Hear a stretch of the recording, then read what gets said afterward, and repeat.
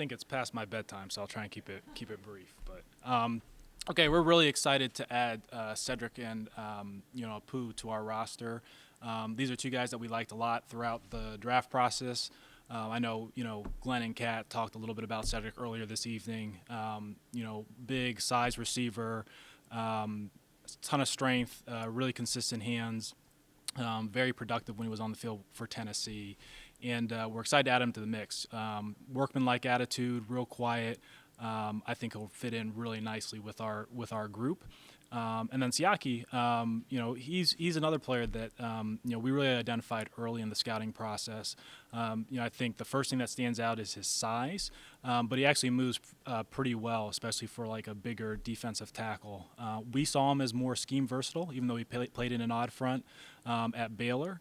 And we really enjoyed our time that we spent with him this spring when he visited us, earlier this month. So two players that we're excited to add, and we're ready to get going with them. So with that, we'll open up for questions.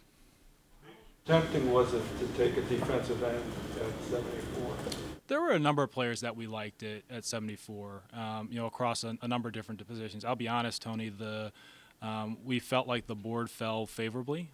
There were a number of prospects that were in play for that pick that we would have been very excited to have. We just felt like Cedric was the right pick for us. Very clean profile, adds an element to that receiver room, that we don't currently have with just his excellent size. And so we were really, really excited when he was there at 74. I'm sorry? We ever listed him at 358 in the combine 335. So what is it, and where do you want him to be? Yeah, so, and this is probably, I'll call it a Schwartzism. He wants guys to be as big as they possibly can without sacrificing their movement ability. So for some guys at defensive tackle, that may be 305. At others, it may be 355. Siaki, he's really, he's been everywhere from, 335 to 355, depending on what the scheme required.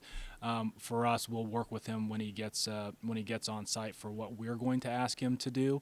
But he's played effectively, throughout that weight range.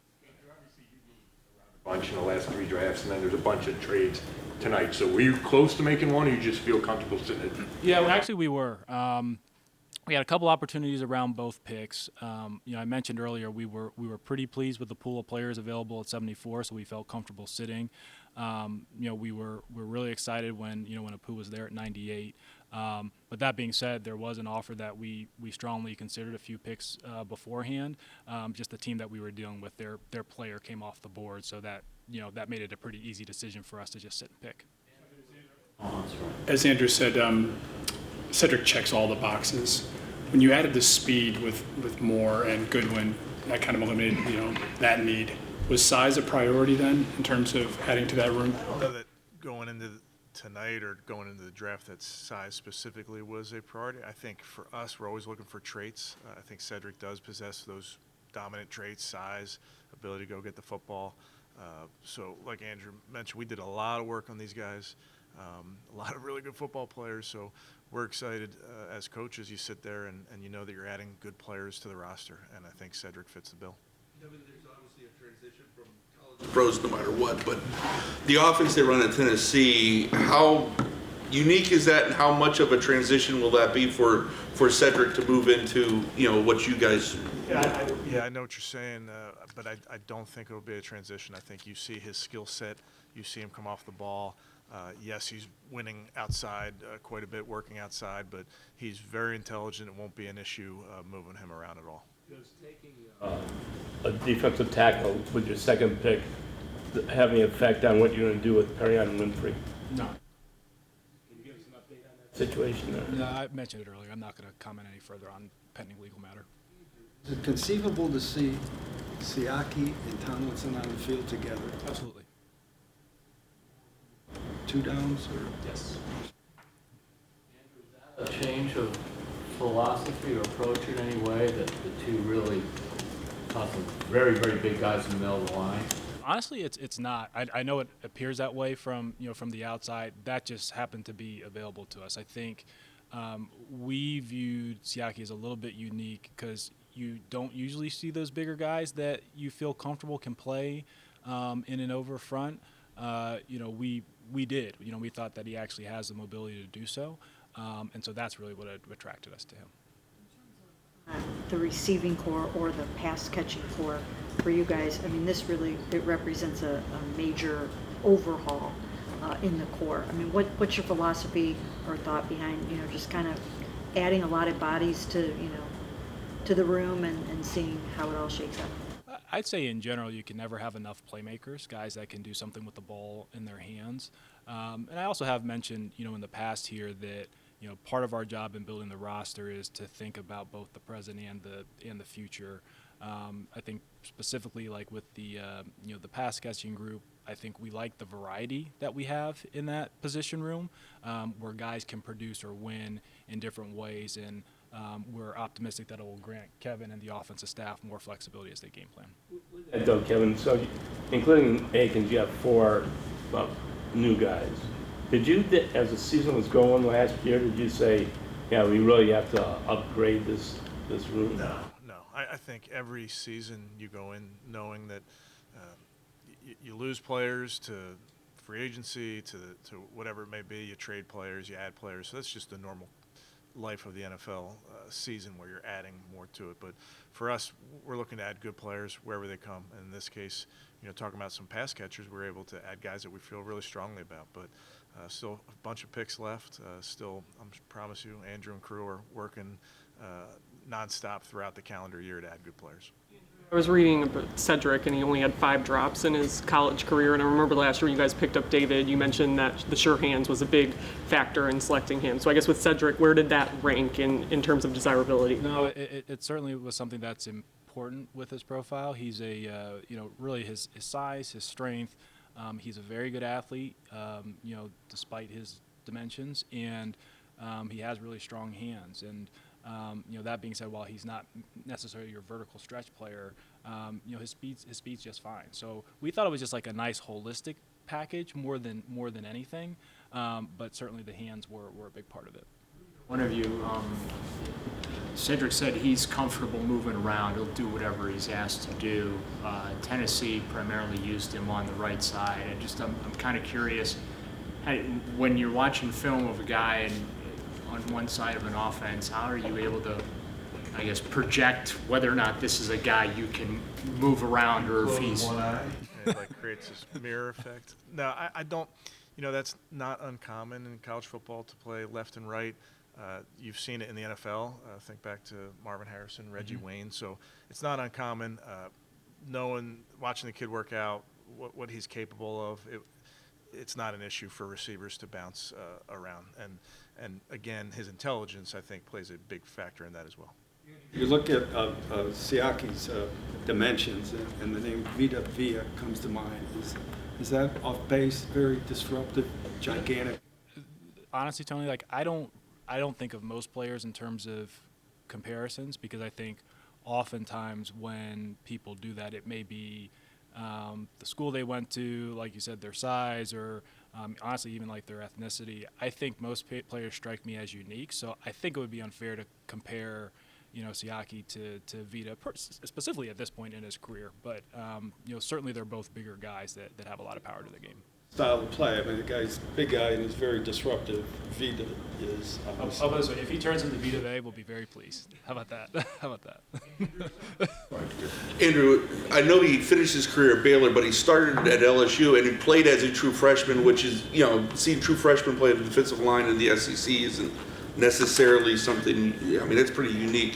What do if you went back and looked at his freshman, what did you see even that he was able to do at a young age that can even translate? Yeah, I honestly his power just really stood out, even with the LSU film. I mean, even at a young age, he was a pretty big human being. And even though he didn't necessarily know what he was doing, he was just kind of part of the rotation, you could see a really big disruptive presence in the middle of the line of scrimmage. And when he was really allowed to attack in the manner that we're going to ask our defensive line to do so, we thought the skills were certainly transferable. Worried when you saw the Giants trading up to the pick before, and did that affect anything? No, it didn't. You saw that, did you think maybe they were going up to get Cedric? at that point in the draft, I rarely guess. Like I mentioned, we had a pool of players that we really liked there, and we were happy to get Cedric. Has them do the preliminary scouting on Cedric? no, but Jimmy certainly knew a lot about Cedric given his time at Tennessee. Yeah. So. Just watching last year with the problems with stopping the run or whatever, how much of an impact did that have on, not only, I'm not talking about the overall adding of players, not simply just the draft. Yeah, I mean, I think year in and year out, you look at what your strengths are, some things that you struggled with, and you hope to address that, sometimes in free agency, sometimes in the draft, sometimes schematically, whatever it may be. So certainly trying to have a well-rounded defense, and I think adding some of the guys that we did up front I think will make a big difference come fall. I'm going to ask Andrew, do you have any thoughts on that too, just both of you on that? Yeah, I think maybe the best way to do that, I don't think either Dalvin or Siaki was with a specific goal of just stopping the run. I think Jim will tell you, like, our emphasis is really on, getting after the quarterback and really stopping the run with numbers in the box, as opposed to just, bigger bodies or size. When you can find guys that you think can be, multi-dimensional players with size, that's certainly an added bonus. Draft interactions did you have with the two picks tonight, and was there just anything memorable about them or anything that you really took away from their backgrounds and stuck with you throughout the process? Yes, Cedric, we spent probably most of our time at the combine. We had a really good feel for him coming out of the fall. His background was pretty easy, and really the thing that stood out, he was just like a consummate pro. And then Siaki, he was one of the players that we actually had into Berea. And I think the thing that stood out with him was just his energy. Like, he's a very energetic, big personality. He's and that comes across with the coaching staff, came across with his meeting with me, came across with our support staff, and he made a really favorable impression. Did you get the impression that the consummate pro came from having a NFL receiver as a day? I think that certainly helps, Nate. Yeah, definitely.